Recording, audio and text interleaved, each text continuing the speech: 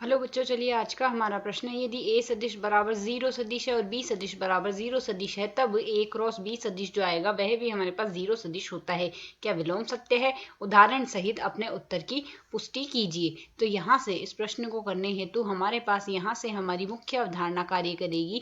मुख्य अवधारणा यहाँ से हम लेकर चलेंगे, यदि हमारे पास a क्रॉस b सदिश के बारे में हम चर्चा करें तो यह हमारे पास लिखा जाता है a का परिमाण गुणा में आता है b का परिमाण, साथ ही आता है साइन थीटा। थीटा ए व बी के मध्य बना हुआ कोण होता है। अब प्रश्न के अनुसार हमें दिया गया है, यदि ए सदिश बराबर 0 या हमारे पास यहाँ से बी सदिश बराबर 0 हो, तब यहाँ से हमारे पास ए क्रॉस बी सदिश का जो मान आएगा वह 0 आएगा। अब यह तो हमारे पास सत्य ही होगा, क्योंकि यहाँ से यदि ए सदिश 0 है, इसका अर्थ तो हमारे पास यह है ए का परिमाण 0 है या फिर हमारे पास बी का परिमाण 0 है, अतः यहाँ से ए क्रॉस बी का तो मान हमारे पास 0 ही आएगा। अब हमें बताना है कि इसका विलोम भी हमारे पास सत्य है।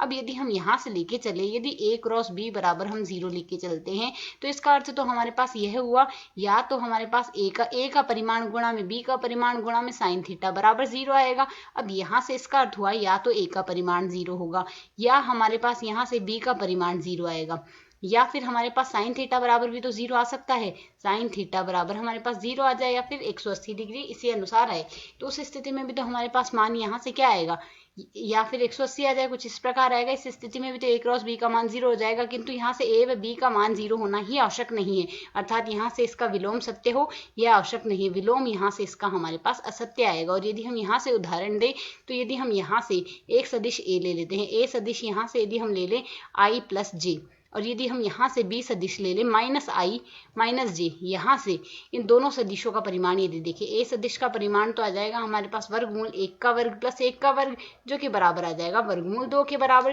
ठीक इसी प्रकार b का भी परिमाण हमारे पास 2 ही आएगा, वर्गमूल 2 के ही बराबर आएगा। अब यदि हम यहाँ से a क्रॉस b देखें, तो इन दोनों के मध्य हमारे पास कोण कितना आएगा, एक यदि इस दिशा में जा रहा है, दूसरा एकदम इसके विपरीत दिशा में जाएगा, अर्थात इनके मध्य जो कोण होगा वह 180 डिग्री हो जाएगा। इस स्थिति में साइन 180 डिग्री बराबर हमारे पास आता है 0, अर्थात a क्रॉस b का मान 0 आ गया। बट ना तो हमारे पास a 0 है, ना ही हमारे पास b 0 है, अतः विलोम कथन का सत्य होना आवश्यक नहीं है। आशा है समझ आया। धन्यवाद।